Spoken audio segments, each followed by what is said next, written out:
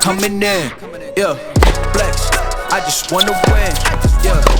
LABB, who we running with, yeah. 2, 2, 3, 3, I'm on 10 again.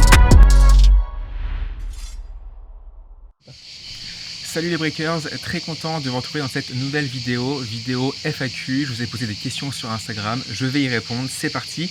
Alors réponse de Arthur LTHR. Comment gères-tu les tournois en fonction des surfaces? Y a-t-il du matériel qui change, etc.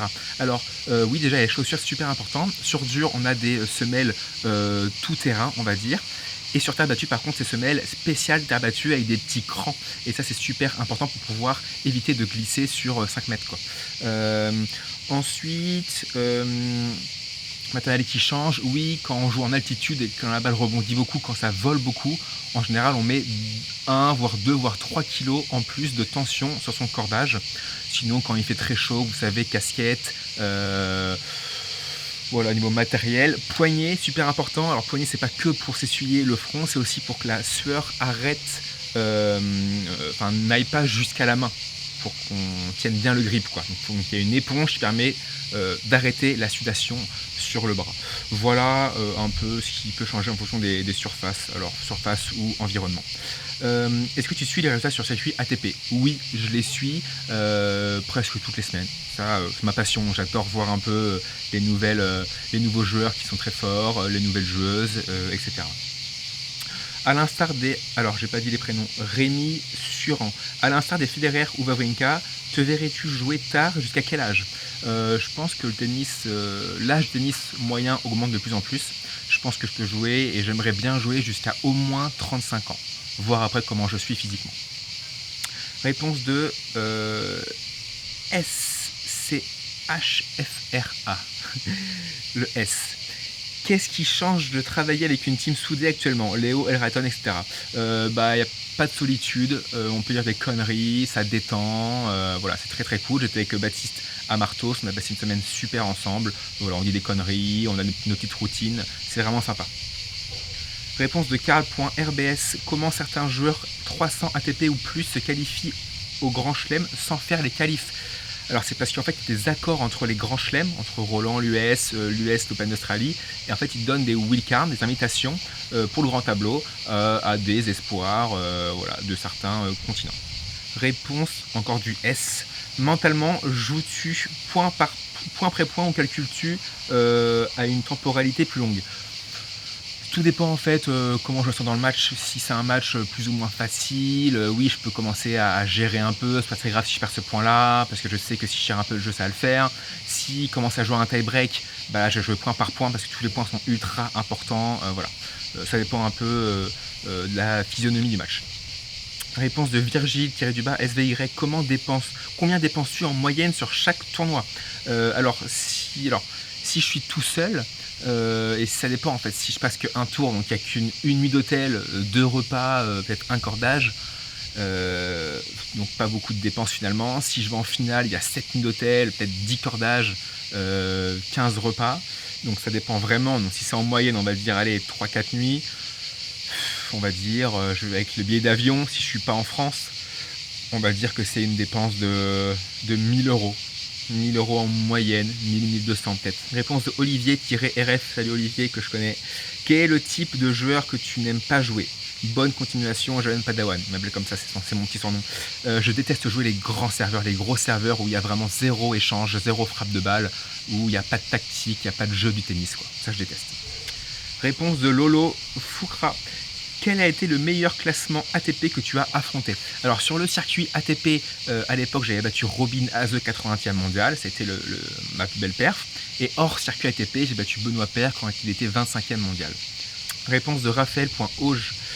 Qu'est-ce qui te plaît le plus dans le tennis de haut niveau? Sinon, on est tous derrière toi, Jules. Merci beaucoup, Raphaël. Qu'est-ce qui me plaît le plus dans le tennis de haut niveau? C'est qu'on est confronté à une concurrence qui est sportive de haut niveau.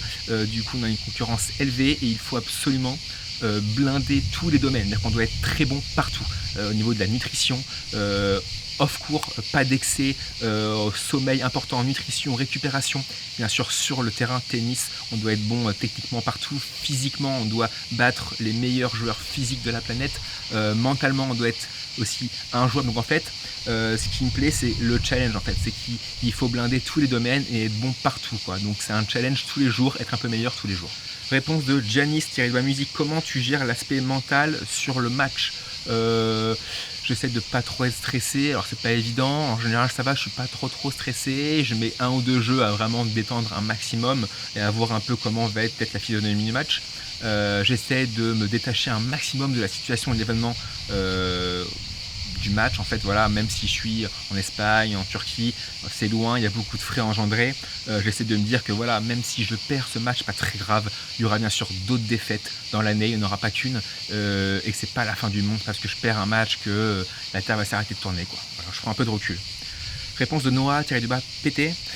Comment fais-tu pour être aussi fort mentalement? Bon, alors là, merci pour le compliment, je suis un peu gêné. Je suis pas fort mentalement, c'est-à-dire que comme j'ai dit juste avant, en fait, c'est que j'essaie un maximum de me détacher de la situation, quoi, de me dire que c'est que du kiff. Des fois, quand je suis sur mon banc, je regarde un peu ce qui se passe autour de moi, je vois un beau paysage, je vois des cours de tennis, je suis capable de pouvoir courir, jouer au tennis, c'est déjà un kiff, donc voilà, peu importe si je perds ou je gagne le match. Réponse de Marc_Desjonc. Pendant un match serré, comment tu te sens physiquement? Tout dépend d'où je suis, quelle température il fait, si je suis un peu crispé, tendu, mes muscles peuvent être un peu plus délicats si je suis crispé. Donc comment je le sens physiquement?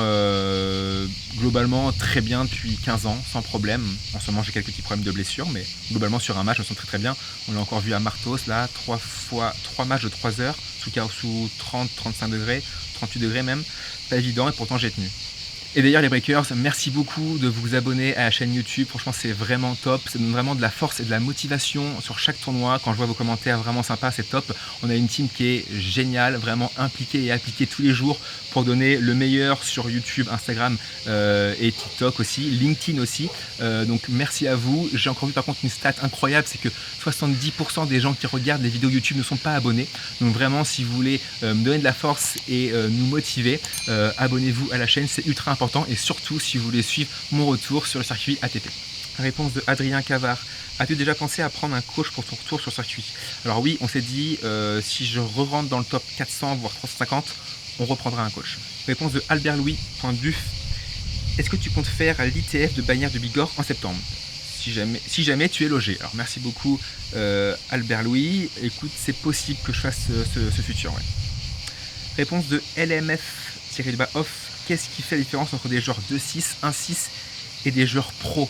Là il y a une énorme différence dans tous les domaines je pense. Déjà le niveau de jeu, c'est vrai qu'il y a quand même un bon cap, il y a au moins 6-7 classements, quoi. Donc c'est comme si on disait à un 30 tu vas jouer à 4-6, quoi. Le 30 va forcément perdre facilement.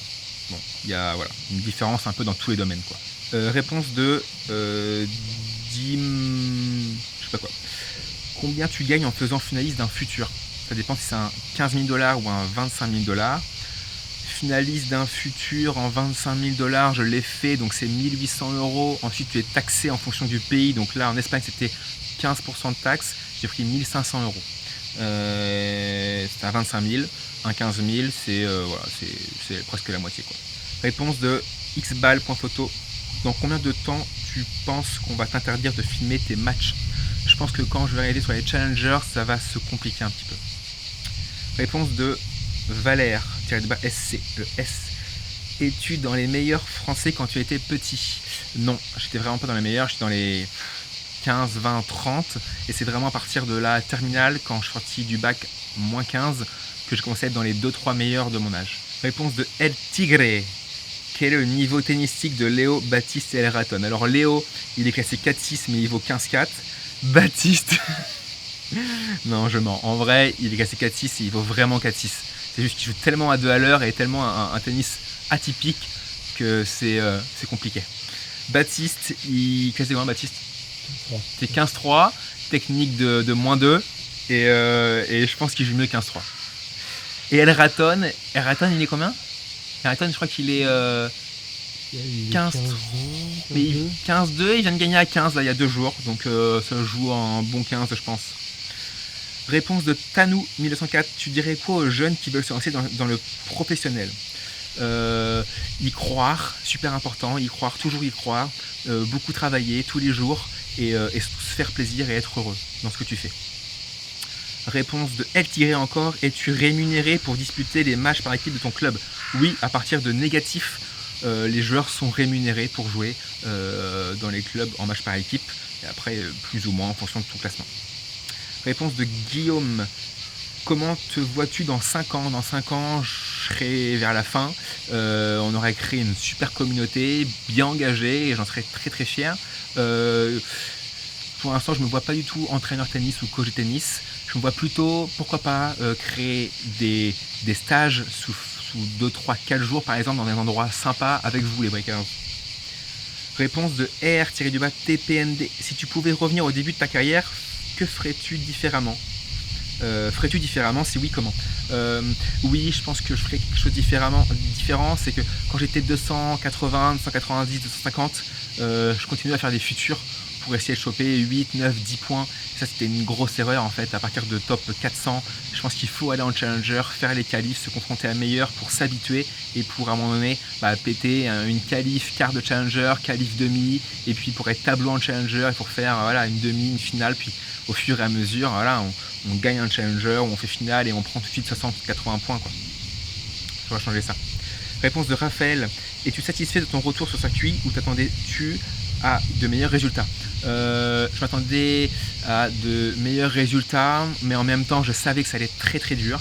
Je savais que j'allais sortir de la zone de confort, j'allais plus jouer les CNGT en France où tout est nickel, tout est bien. Tu vas jouer en Tunisie, tu as fait 3 heures de vol, taxi, bus, c'est fatigant, t'attends à l'aéroport, les retards d'avion, etc.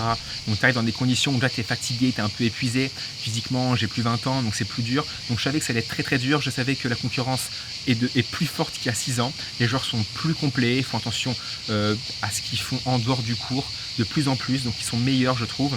Et donc je savais que ça allait être très très dur.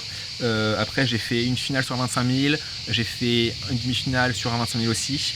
J'ai fait que 9 tournois, j'ai beaucoup été blessé, donc sur 9 tournois, faire une finale et une demi sur 25 000, c'est bien, c'est pas ce que j'aurais espéré, j'aurais aimé je pense gagner déjà 1 ou 2 futurs, mais bon, c'est pas le cas, c'est pas très grave, faut abnégation et voilà.